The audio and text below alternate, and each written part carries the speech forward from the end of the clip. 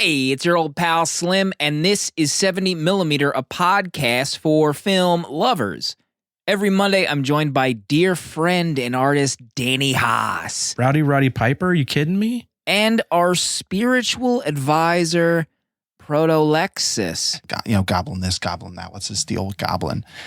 Goblin's a real deal. And together as friends forever, we discuss recently watched movies. In the second half of this episode, we cover 1977's Suspiria. Is it truly an audio-visual throb job, or is it a dud? Find out now.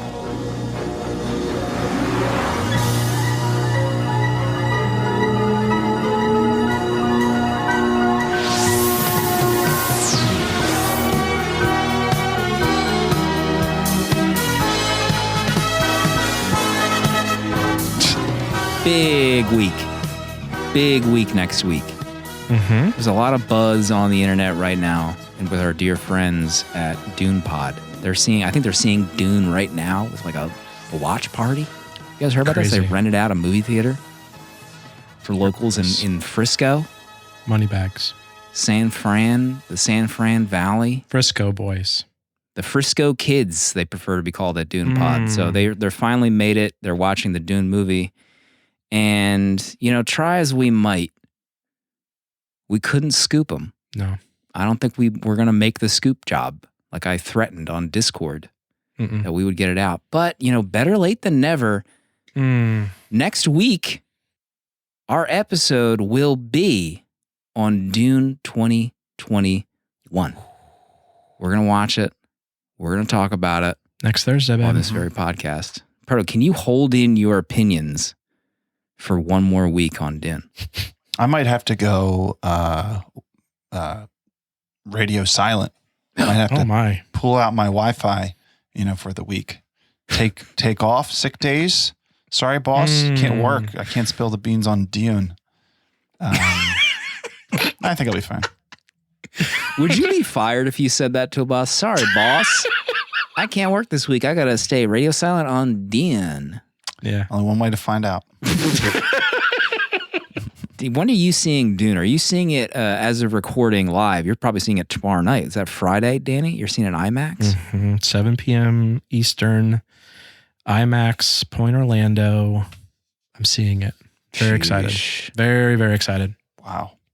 There was a clip that got posted in Discord from our former producer, Ian, now disgraced, host of the Cinenauts podcast, but he interviewed them on something. I don't know what kind of interview it was, but I heard like a few seconds of music, and that was the first music I've heard. You're not ready. I've been radio silent, like Proto has been. No Wi-Fi connectivity on this movie.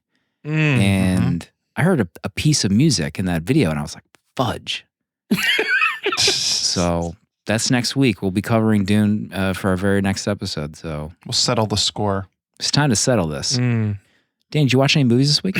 I watched a lot of movies this week. I just looked back and I did some work. I will say last weekend, Casey and I went to see No Time to Die in the theater. The last of Daniel Craig's Bond, and gave it 4.5 stars. I had a lot of fun watching that film. The end of an era. A lot of fun. End of an era. I'm actually excited to see where we go from this. It had a good ending. A good enough ending, I guess you could say. I didn't like the ending. I know. We talked on Apex that you weren't a big fan of it. We talked privately on Xbox Live Chat. Yeah. Didn't love the ending. Okay. It's okay. I don't think everyone can love that ending. It's very interesting. Yeah. But how about the opening, the big opening set piece with that bridge? Stop. It's stupid. What good. the?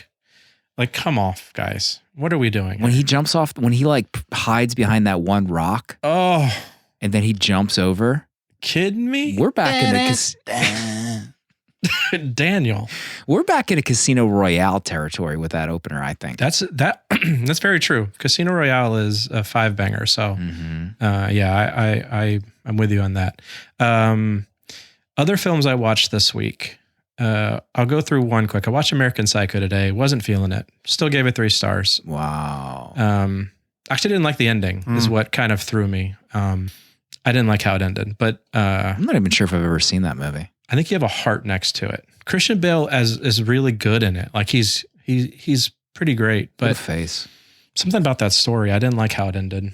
Legend of Boggy Creek, watched that for the first time. My love for Bigfoot. Work. Yeah, I was doing work. Love for Bigfoot. Had a good time watching that film.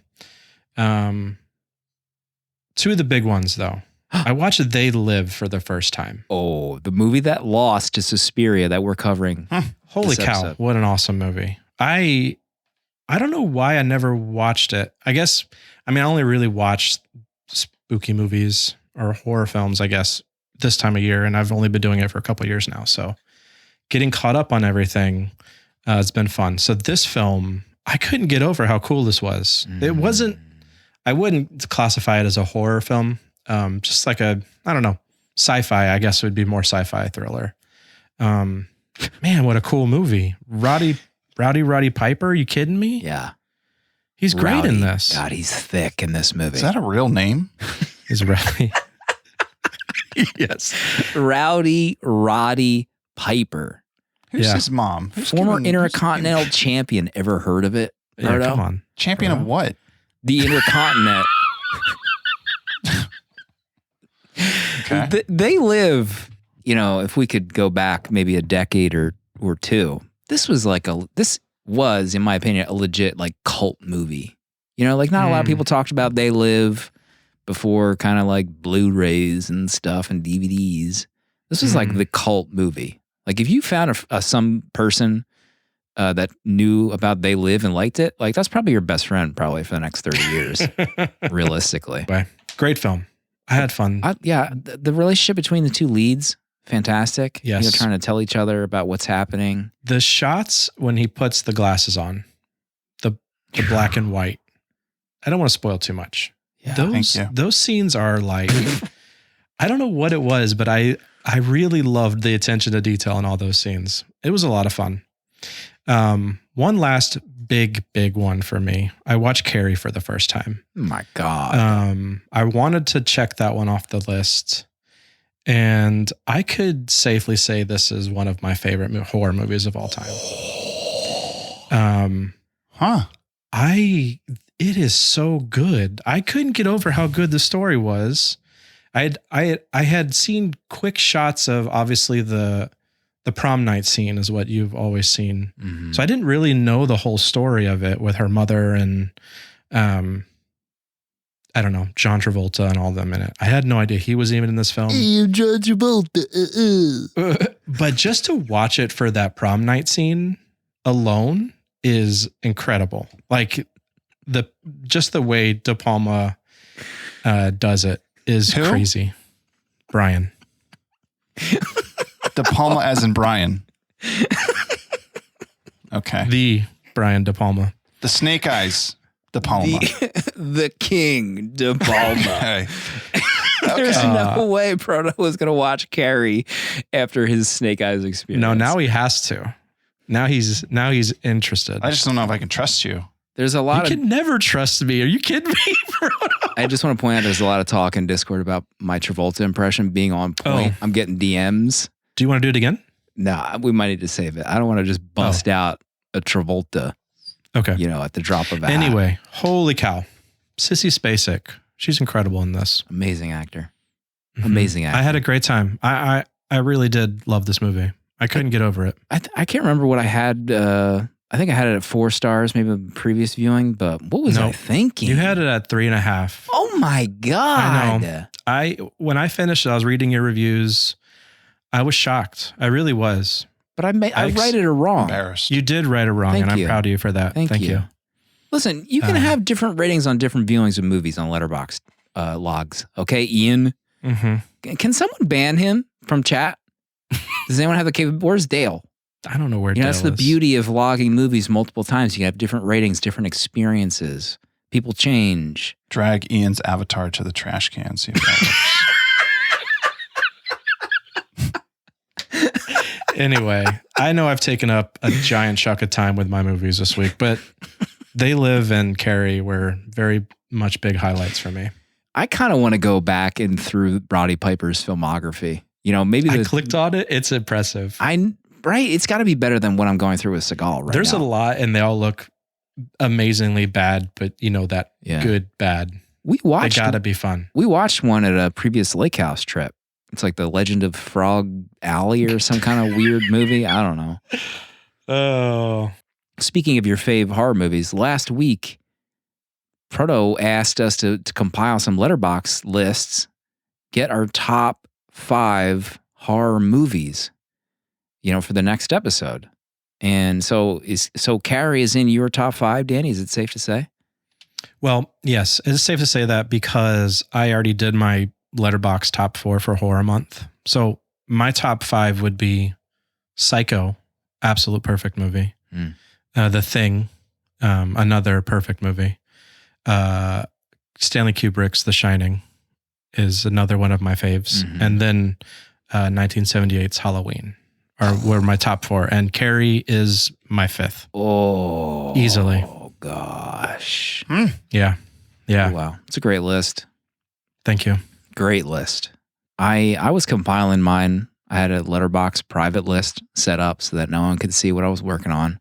Kept it private, kept it secret, kept it safe. Proud of you. Thank you. And I put that together. It was kind of hard. Some of the ones that I put in my list I don't have as 5 bangers, believe it or not. But it's always about the 5. It's not about the bangers, the 5s. It's about the experience, the memories, the emotions. My number 2 is a 4-banger. What? Yeah. Let me just go through real quick. This is in no particular order. Mm-hmm. This might be a scandalous comment, but one of those movies is Host. Came out last year during the pandemic. That's scandalous. Yeah, you're right. The one where it took place on Zoom. They do a seance, a remote seance. I had a lot of fun with that movie. I gave that 5. That's a 5-banger. Okay. Babadook's on there. Obviously, we talked about that already. Mm-hmm. Hereditary. That was an exhilarating film experience that I may never want to experience again. I'm not even sure if I'll ever watch Hereditary again. And the 2 are maybe off the beaten path. Altered States. Okay.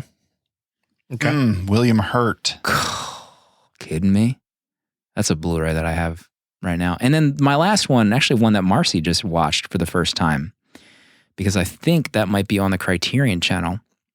And that's The Innocents. 1961. Jack Clayton directed. I had a hell of a time watching this with my dear wife Amanda, and I bought the Blu-ray right after. So those are my 5 faves right now. I remember when that review came in, and the Letterboxd feed channel was shook at that review. This movie no one never heard of. It was never the same. So yeah, it's on Criterion. It was hard to find originally, so check it out if you can. But Proto, what about yours? You're not a horror fan, right? I think I am now. I think. I think I like horror now. Not all of it, but I think it's an acquired taste. I've gotten there. So for me, my number 5 is Onibaba, which is I think it's in the 60s, black and white Japanese story. Love that. I've been trying to get people to watch this. Every time somebody on Twitter says, "Can I recommend a movie?" I say, "Onibaba, go watch it." Actually, I think 2 of my movies are 1 stars from Danny, which is exciting. So number 4, I have Possession. You guys ever heard of Possession? Gosh, yes. You remember Possession? Yeah. I mean, the subway scene. Garbage. Changed my life. Changed my life. Great pick. And number 3, Midsummer. Really? I saw this. Yeah. I haven't watched that twice. But man, that movie really, I thought the movie was a masterpiece when I saw that. Ari Aster himself. Yeah. I'd love to go back and watch that again at some point. I was just blown away. And then my number 2, which is a 4-star, Black Swan, starring Natalie Portman. I love this movie. Such a great flick. The amount of proto Black Swan quotes that we hear in Apex It's ridiculous. The people don't even I haven't seen realize this how movie, often and he I know this quotes movie from him.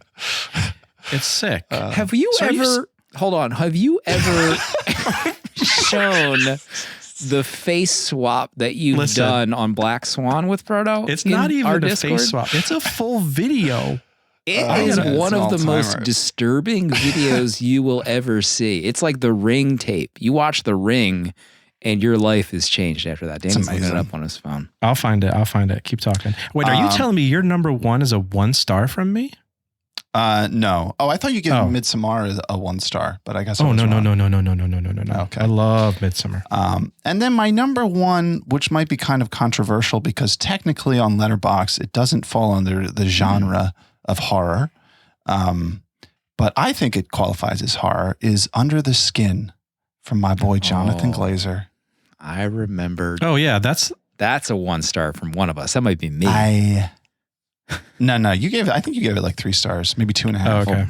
Tell us about Under the Skin. Tell us how that movie makes you feel. It changed me.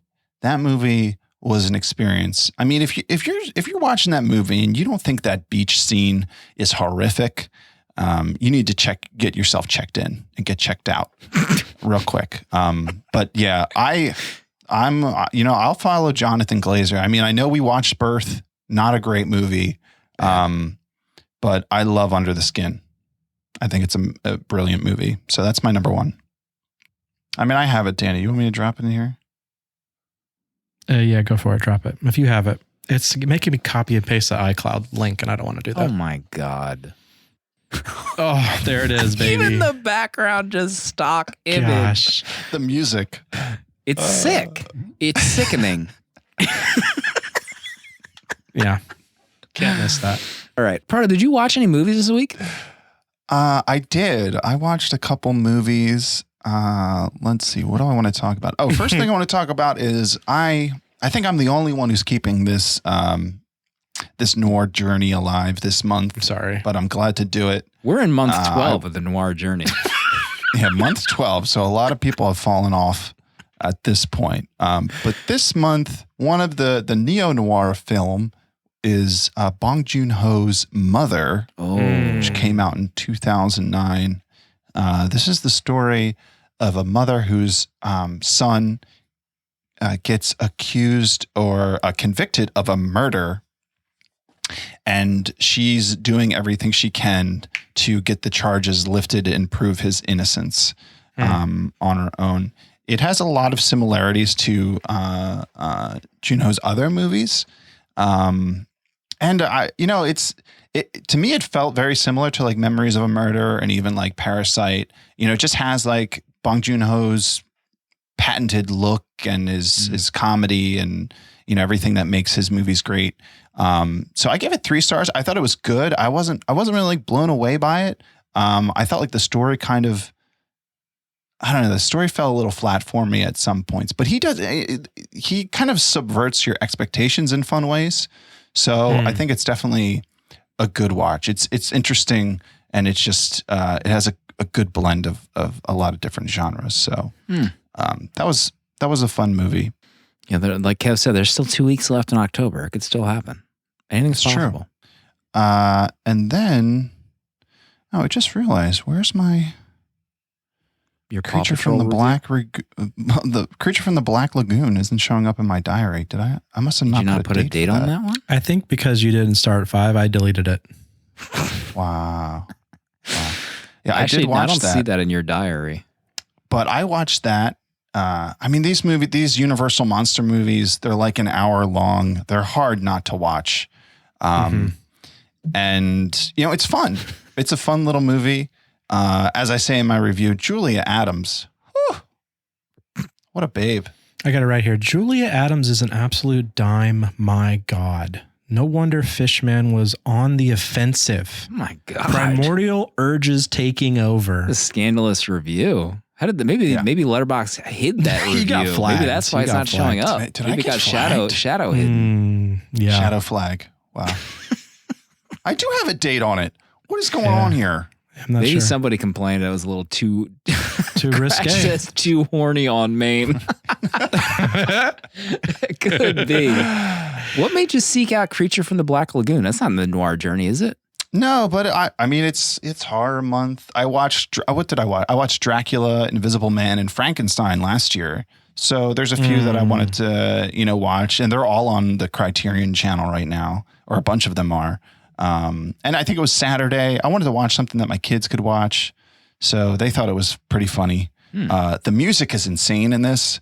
Like whenever the creature is on screen, it's just like screeching horns. It's very bizarre. How about those underwater swimming scenes? Yeah, the underwater swimming stuff is pretty crazy. It's great. This isn't included in that Universal 4K set, is it? No, I think they were sticking with 90th anniversary stuff. So there's only 4 of those films. Is there any more buzz on if that new Universal area is going to have the Universal Monster Movies section? Is that confirmed? Epic Universal? Yeah, there's a little land cut out for the movie monsters. So listen, if I can walk through Dracula's castle, I'm going to do it. That is going to be awesome.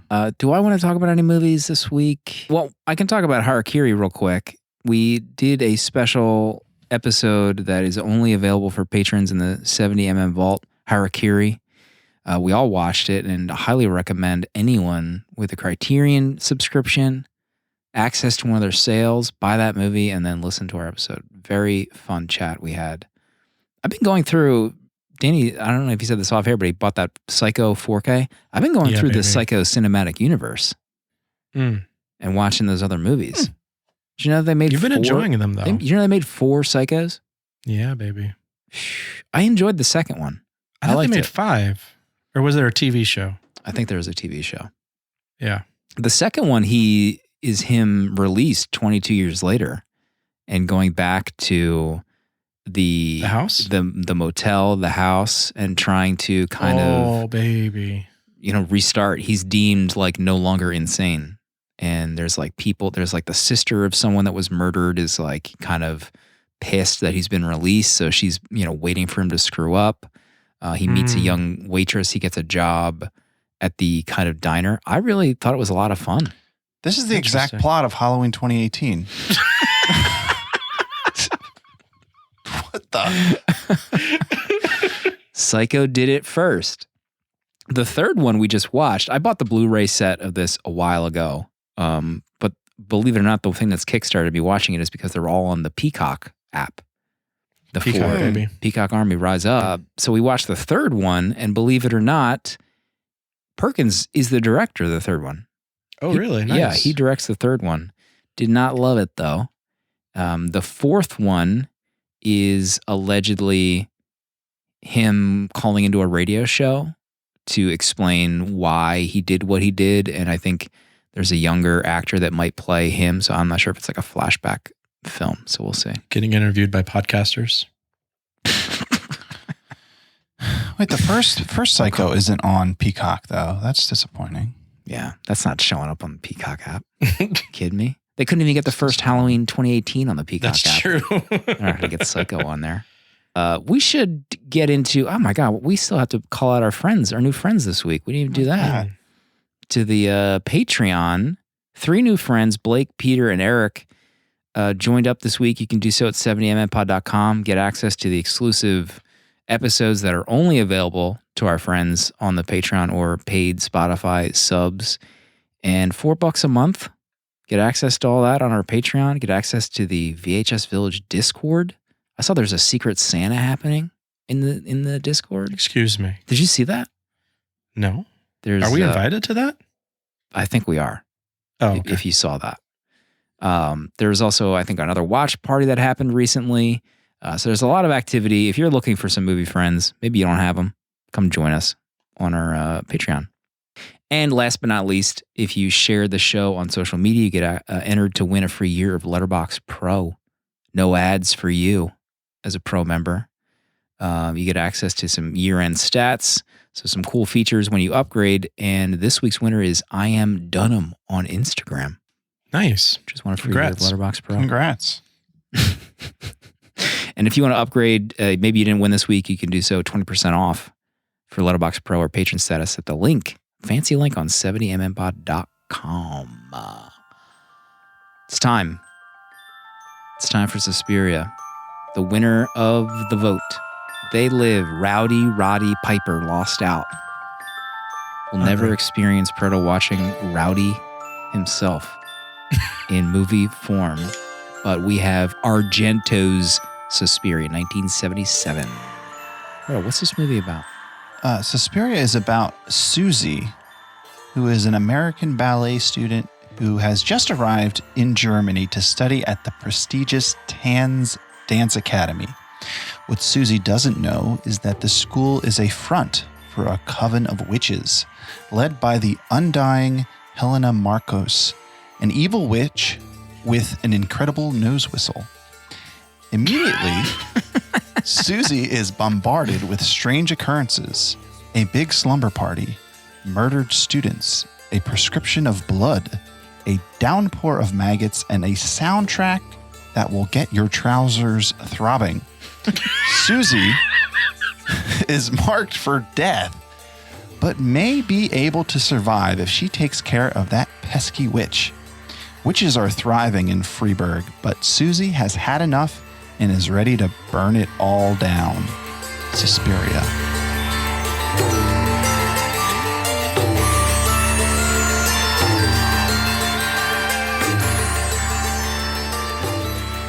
You know, it's funny, I was listening to our Halloween's episode and Proto's comments on the John Carpenter score, and I didn't put two and two together that the Goblin score plays probably 100 times more than the Carpenter score did in Halloween. So I started to get a little nervous after I realized that fact.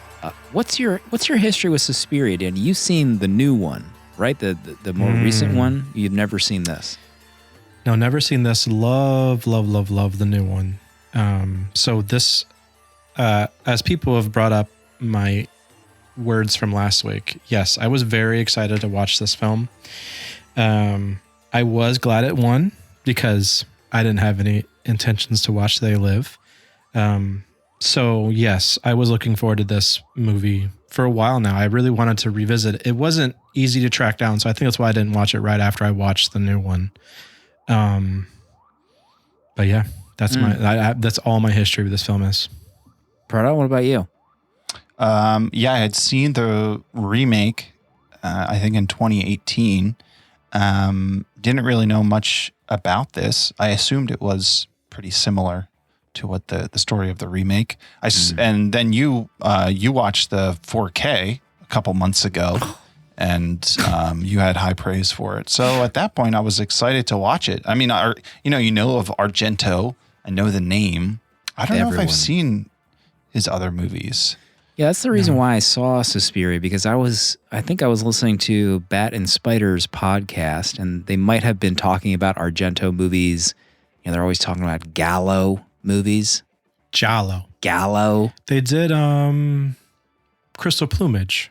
Was that it? Argento, I believe. That was an oldie.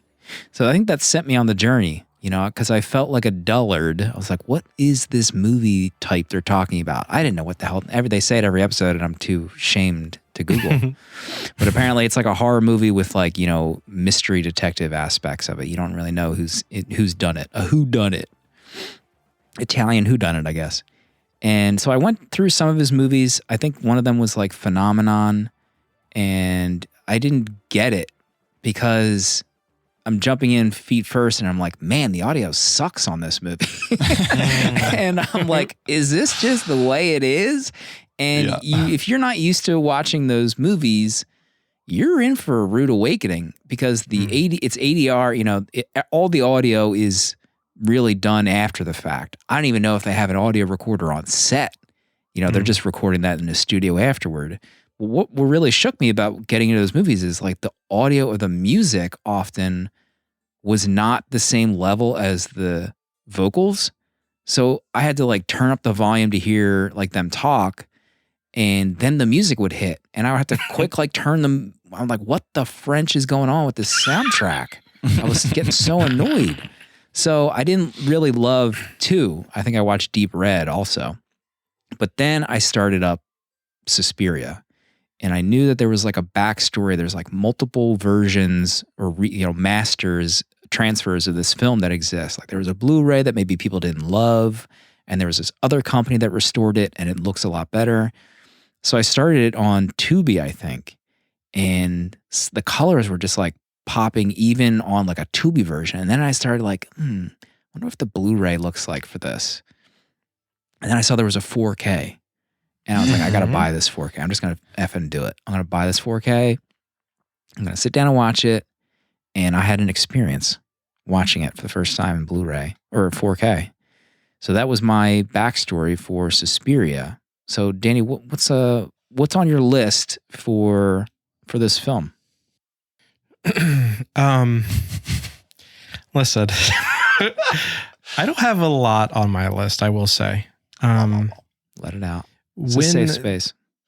So the beginning of this film I thought was amazing. I loved the intro to the character of, I forget her name, Susie. And I loved the first killing of the girl running away from the ballet studio, excuse me. That kind of set, like I was very like, oh yes, I am in for a treat with this film. The setting of I'm assuming it's a hotel that she ends up being murdered in. It's stunning. Like it's really stunning. The colors, I mean, we're going to harp on I've heard it all week long in these reviews, the colors, it really is something to talk about. It's incredible. But then the first killing is over and the rest of the movie has to go on. Mm-hmm. And I got bored very fast, I will say. And I didn't enjoy this story that much. There's like no story. Thank you. I needed someone to say it before I did. I mentioned it in my review. There's like no story. And what frustrated I'm going to be frustrated. I'm sorry. What frustrates about this film is how it's talked about in like, as if it's like something like an incredible film. I was expecting levels of like House, the movie we did with Sophie from Film Hags. Like that level of insanity, even with like a loose story. Like that movie is incredible and crazy.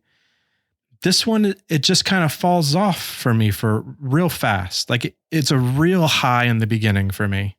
And then it just like falls away real fast. I was just like, it's not scary. It's got very few aspects of horror. And I don't know. I'm happy to talk about with you guys because I want to hear from you guys as well. But I don't know. This didn't sit well with me. And I watched it twice this week. Thanks for being honest with us in this moment. You're welcome. Thank you, Danny. Proto, what about you? What was your initial vibes sitting down to watch this? My initial vibes. Well, a question for Danny. Did you watch it with audio? Because yes. This soundtrack is pumping. Are you kidding me? This goblin. No, you had your moment. The sounds that I was experiencing. I know like people talking about, ooh, Goblin. We're talking about Bat and Spider, doing Argento movies, and they bring up Goblin. I'm like, Goblin, Goblin this, Goblin that. What's this deal with Goblin? Goblin's a real deal. Holy moly. There's this sequence of the soundtrack with like this breathing wind. I'm just going to point out real quick that I'm so deep in the fog right now that I can't tell if Proto actually liked Goblin or Goblin not. Music is underlined in my notes. Okay? I hadn't got there yet. Okay? Continue, Proto, just that I made mention of this. Look, if this movie didn't have this soundtrack, no one would ever talk about this movie. Thank you. It looks great, but there's a lot of great movies that look great. There's a lot of movies that look great, but no one talks about them.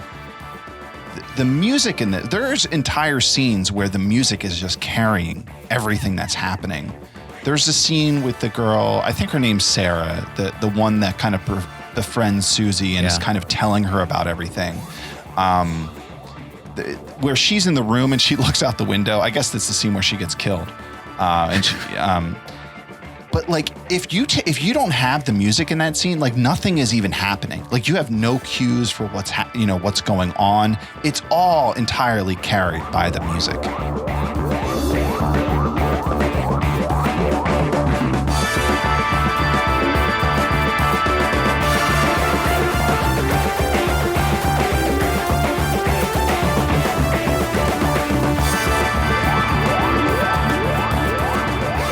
I didn't know which direction Proto was going to go because, like I said, the John Carpenter Halloween is high on people's list. So then when I was rewatching it, I'm realizing, like, man, Goblin plays like this hook a lot, and I wonder what Proto is thinking right now watching this movie.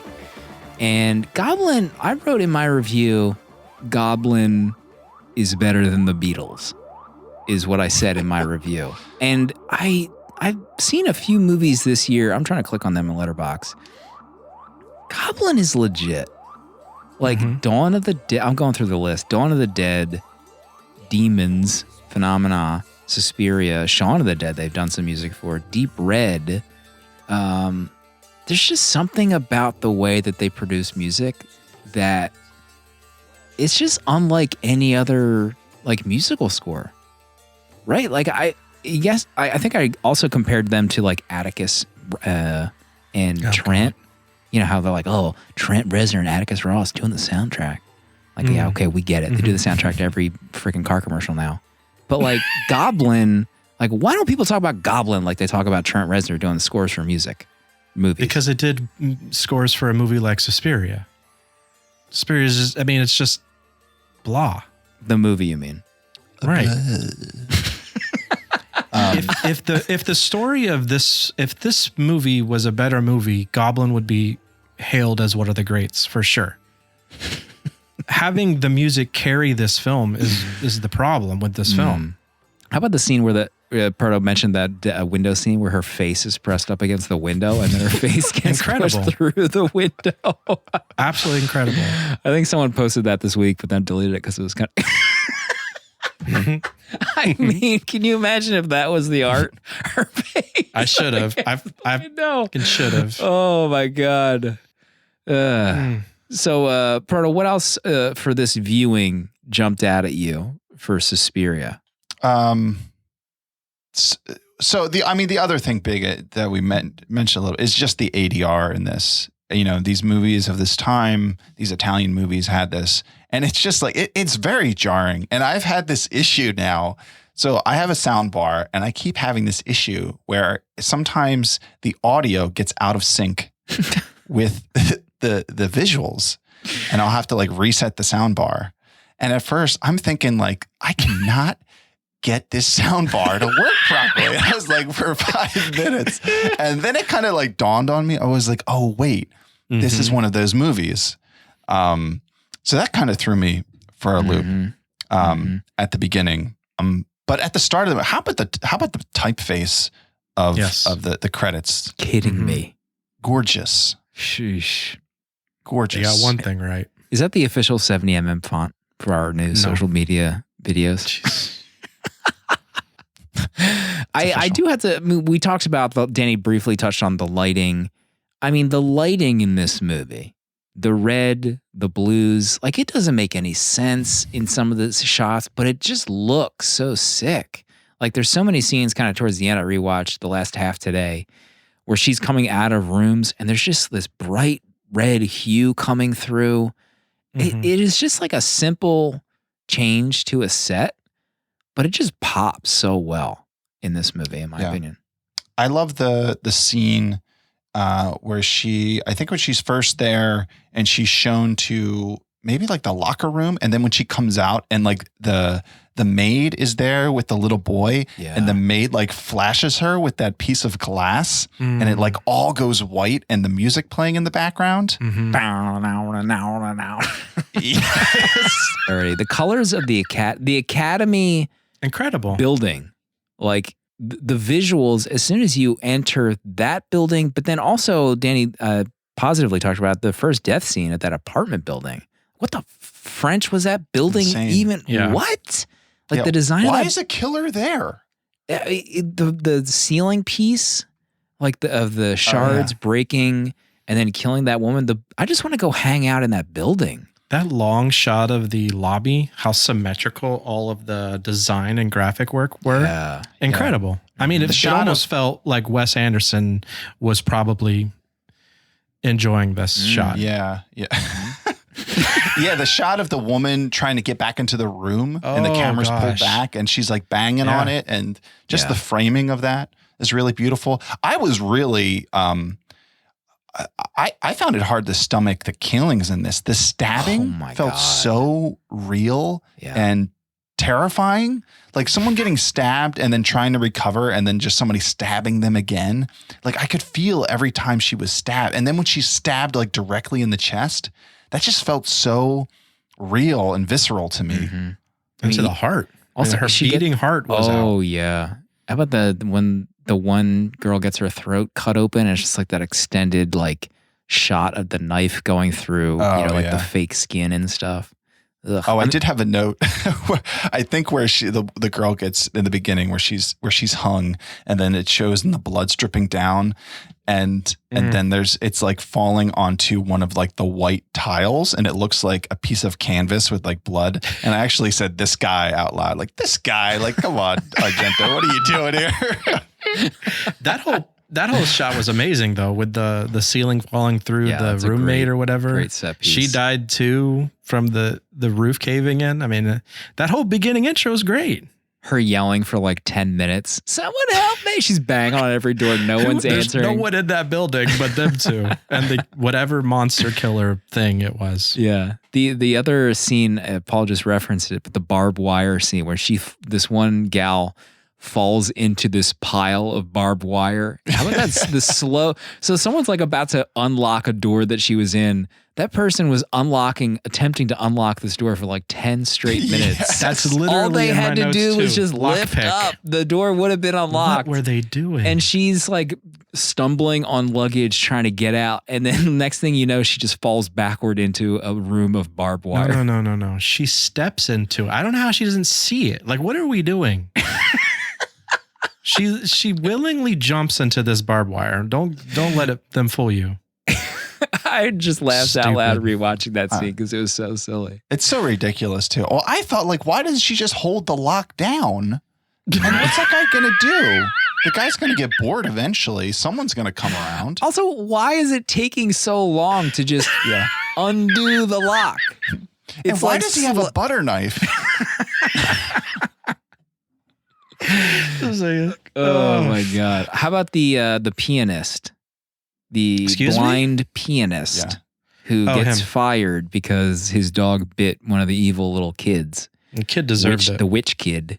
And this guy walks, trying to walk home at night, and then his dog turns on him and gnaws his throat. What do you think about that animatronic, Preto?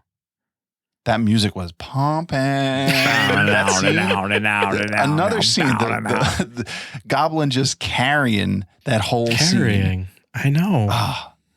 But that's the thing. This movie, this is, I know people say this, there's lists on Letterboxd about this, but this is a movie that you feel more than you think. You just got to go with the vibe, man. Yeah, we're just vibing out, man. We're getting people getting murders. There's witches. There's dogs gnawing throats. People jumping in barbed wire. You just gotta vibe with it. Vibe with it. Let's see what else is on my list here. How long does it take to undo the lock with that knife as she climbs out? Lol, stupid. She falls into the barbed wire. Lol.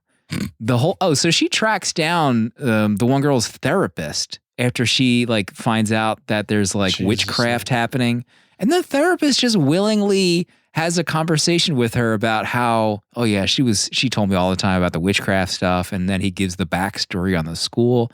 And then he's like, oh, you know what? You should talk to this guy. He's like an expert in witchcraft. And then he walks over. So that's like the kind of stuff with like the story. Like you just need to exposition. You just need that to scene. Go with it be like, what are the chances any of this stuff is happening at the same time? Why are you willingly telling her this information that's probably secret? But that was another scene that jumped out at me. The maggots all over the place. That zoom in to the ceiling. Like the ceiling just covered in maggots. And then the face. Oh. Yeah. Disgusting. Little known fact, maggots have the ability to shift through solid surfaces. Like how did 10,000 maggots get from the attic where they're storing food for whatever reason into everyone's room and no one noticed? Witches. That's the answer. That's the answer to all those questions. Yeah, that's right. The wallpaper in that apartment, I think I wrote down the flower wallpaper was out of sight as well. And I think too, one of the reasons why I think I had this rated so highly as well is you were used to watching, or at least me, Argento movies that just didn't connect with me.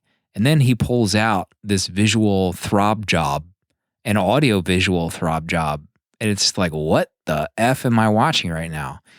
And I think Fred was right with like the vibe. Like a couple people reached out to me and said like they bought the vinyl. They went to like a concert where they just played the music. I think Ian said that, like where they had a concert while the movie was playing in the background. I just haven't experienced a movie like this where the audio visuals carry everything. You know, the story's like, there's nothing there. There's nothing happening. There's literally nothing happening. Well, I mean, there's a coven of witches. It's a ballet studio, and they do one dance. There's a witch. And she collapses. Hold on a second. There is stuff going on here. Come on, this witch. Talk to me, Helena Marcos. What a crazy. Which idea. one was that? The invisible one. She was the invisible one. Oh, the invisible one that whistle. you could only see because there's lightning somewhere. Dude, she had a spell cast on herself. It's like an invisibility cloak. Oh. She can do, like, you're okay with Harry Potter, huh? You're okay with wizards. He has a cloak. Well, he didn't explain that part. But just that scene. How about the slumber party scene?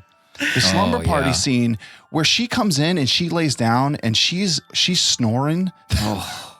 I love that scene. What a great idea. And then it like zooms in on her skull through the veil, the sheet, and it's like a part of her brain is like throbbing as if I thought like maybe she's gonna like transfer her consciousness into one of these other kids. Like there was so much cool stuff going on that's like unsaid about these witches of what they're even up to, what this woman is capable of. Or you have that psychiatrist talking about her where he's like, oh yes, the Black Queen. What a evil witch. She had a gift for evil. What else is on your list for this feeling, Danny? We haven't scratched the surface, I feel like, on your list. I have the first killing, maggots, lockpick, goblin music. That's literally my notes. Oh my God. That's it. This movie is not great.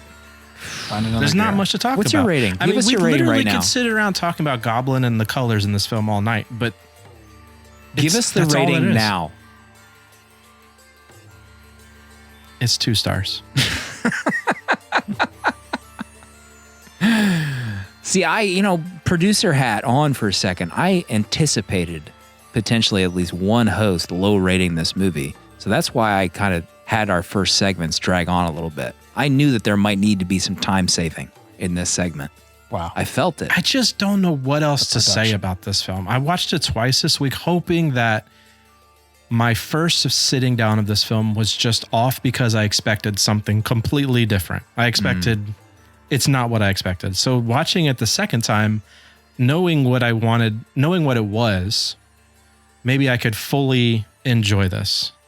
Torrin wants to know if your rating went down the second time. No. Same? I mean, I didn't know how to rate it the first time because I was already frustrated. But the thing is, it's a gorgeous film to look at. The music is great, but that's where it is. But what if this movie wasn't on the hype train and you just kind of like stumbled upon it maybe? Like you didn't hear any kind of like, oh, you gotta see Suspiria. I mean, maybe there is some sort of influence to it. Mm-hmm. And I think someone else's review said this week, if they hadn't seen the remake first, they would have a different opinion. And maybe that's what also is swaying me because of how much I loved the remake. Did you know that the director of the remake is the director of Call Me By Your Name? I did. I don't think I knew that. I didn't know that. I do know the girl that played Rosie is in it. Or is that her name? The main actress in this old Suspiria. She's in that one. Anyway. Let's focus. Listen, I'm not going to apologize for 2 stars for this movie. You never have to apologize for any rating. You don't have to. If there's one thing we've learned on this show. I wanted to love it. That's the thing. Maybe I'm just disappointed because of how much I wanted to love this movie. You never have to explain yourself on this show to me or Proto. Thank you. No, I know that. It's nice to hear it once in a while. I'm never clipping that out. I should add audio over that so no one can clip it out. Proto, what else is on your list that we haven't covered yet? Towards the end, where Susie is figuring everything out. So there's 2 things that I love. One is her trying to recall what that girl said when she first comes to the school in the storm, and she's on the front step and she yells something out. And there's a few moments where she's trying to remember, and then you see a flash of it, and she's trying to recall the audio. I love the way that was done. I thought that was so smart because you see the scene. And but you don't know if it's important or not. And then afterwards, when she's trying to recall it, I felt like I was trying to recall. Like, did I hear what she said? Should I know what she said at that point? I just really liked the way that was done. And then towards the end, when she's like sneaking in on them, and again, there's like little details in this that aren't explained, but they just create an atmosphere and an idea of what these witches are up to, where the one head mistress is like sitting there and she just says like, give me power. And she looks like she's like given a mint, like this white like piece of candy. And like, she just takes a bite of it and then she's like drinking blood or something. Like, I don't know what's going on, but I just love the imagery of it. And just, it gave me a lot of Rosemary's Baby vibes of just a coven, witches, Satanists, whatever. I just love that idea in a movie. The walking around the hallway when she's like finding them, like she listens to their footsteps and realizes there's like a secret part of the building that they're kind of like hiding in, and she walks through those hallways. That's just another, like, you could screenshot 90% of this movie, and like that scene is especially potent like that. So that's my last note. I think I'm still 4.5 stars for this movie, maybe 4 on this viewing. I still think this is a great movie. I think it is worth the hype. The combination of the audio, the visuals, just really shocked me when I first saw this movie. And I totally get that it's kind of difficult to put the hype train behind you and just kind of experience this for what it is. But so that's my final thoughts on Suspiria. I do want to rewatch the new one. I watched it first before seeing this. I think I gave it like 3.5 stars, the Tilda one. So I don't think people shouldn't watch this film, though. I will say that. I think it should be explored just for what it is visually and the music alone. I think you should definitely try to check this out. I just prefer a little bit of a story next time. Proto, final story is what you make it. Final thoughts on Suspiria. My final note was just the Helena at the end, the line that she gives to Susie. You're going to meet death now. You're going to meet death now. The living dead. The living dead. I just love her. I mean, she is evil, but the nose whistle, the snoring, what a great character. Yeah. Wonderful. I mean, the ending makes no sense. Like, why is it everything on fire suddenly? Who knows? But the Goblin soundtrack really made it for me. It reminds me of one of my favorite bands growing up. Formative band of my life was Animal Collective. And it just gave me those vibes. It felt like I was listening to like a weird alternate universe album from them. So that was awesome. I give this 4 stars. I don't think it has to make a ton of sense. It's visually and the audio is amazing. It's beautiful to look at. I had a fun ride. I had a great time watching this. Interesting. Wow. Yeah, I want to track down the vinyl for this movie. I'm not sure if it's one of those like hard to find Johns. But man, imagine firing this up on a weekend, put the record player out, turn it up a few notches, get yourself some salami and cheese, You know, whoever gets Slim for Secret Santa. Think about it. That's right. So that's Suspiria. I'm glad we experienced it together, and we made it out alive at the end of it. That's all that matters, you know? If we can get through Halloween Kills together, we can do anything. But we all love that. You know what I mean? We did. So if you want to shoot us a letter or a voicemail, you can do so using the links on 70mmpod.com. And one I just wanted to spotlight because I feel like maybe people might be curious. If someone emailed in, Rob, asking if it was possible to listen to the exclusive episodes, the ones in the vault in Stitcher. And so I figured maybe there's people curious, like if you can listen to these episodes wherever you want. So if you join the Patreon, you can listen to pretty much every app except Spotify and Stitcher. So if you listen to Overcast, Apple Podcasts, Pocket Casts, and Downcast, you can listen to this secret feed in your preferred app. But we also offer paid subs on Spotify because we know people prefer to listen in Spotify. So I think our feed on Spotify is $2.99. So you don't get access to the VHS Village, you don't get to vote, but you do get access to the episodes in the vault. So that option is out there, and those links are in the show notes. So just wanted to mention that real quick. We got a VM though that I gotta get ready here. Huh. Let me fire it up here. I don't know what to expect with this one. Okay. Let me see what we got here. Hey, 70 millimeter, it's H. I'm not going to be able to make it to the recording tonight. I have got another thing I have to do, but I just wanted to say thank you so much for choosing Suspiria. What a killer movie, man. I have wanted to watch this for like 20 years, but always was kind of afraid to tackle it. And just to pick it up and throw it on the other day, it completely blew me away. It's totally goofy, but also just gorgeous. The color palette and the cinematography in this film was really stunning. So just enjoyed the hell out of it. So thank you for picking that. You guys, appreciate everything you do all the time and can't wait to hear what you guys are up to this week. Peace. What do you think H is going to think about our Dune episode coming next week? Is he He's gonna ready? love it. Is he ready? No. You know, H is tracking down the vinyl for this Goblin soundtrack. Goblin is probably at his live screening of Dune. He probably invited them to the screening. They're doing a pre-show and post-show for all we know. He has seen the movie, but he has not given a rating on Letterboxd. Neither he or Jason, the host of Dune Pod, have given a rating, which I find just despicable. It's repulsive and it's despicable. Repulsive. So next week is Dune. I'm excited to finally watch this movie. I'm excited to see what the old box office is going to be like. Do we want to make any predictions? Domestic? No, I don't care about any of that. Box office. Danny's out. He's not making a prediction. Perto, you're a whiz at the box office stuff. We know that based on the history of this show. But are you ready to make a prediction? Yeah. Based on my extensive research, I'm going to say 599 million first week. You heard it here first. Wait a minute.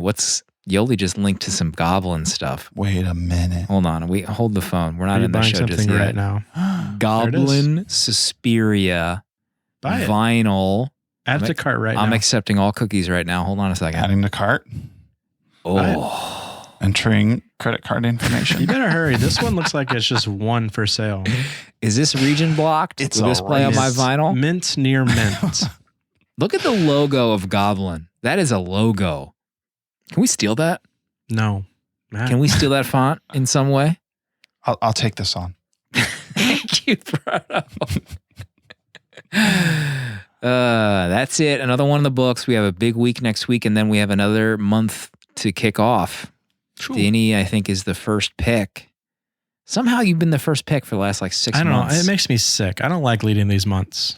It's too much pressure. Yeah, That's not true. It's been like 2 months.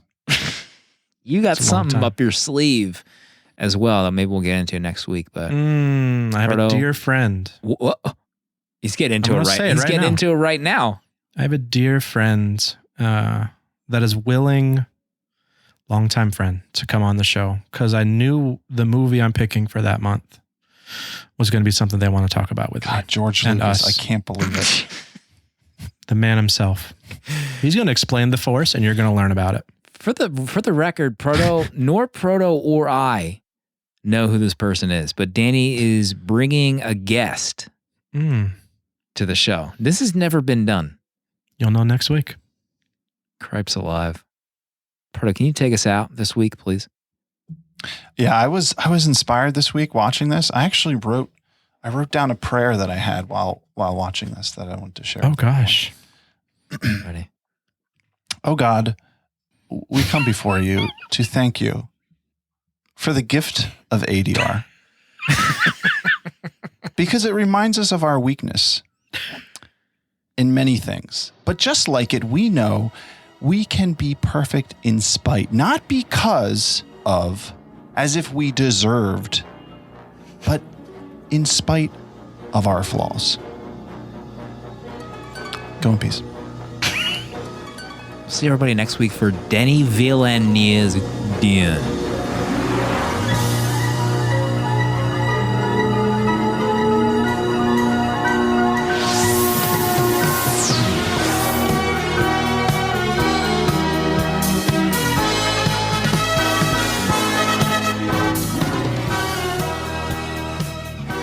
$70mm is a tape deck production with original artwork provided by Danny Haas.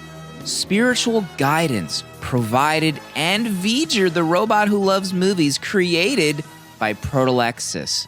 Producer Emeritus Dale_A. Transcripts provided by Sophie Shin. Prints and other merch are available on 70mmpod.com. This episode was mixed, edited, and produced by me, Slim.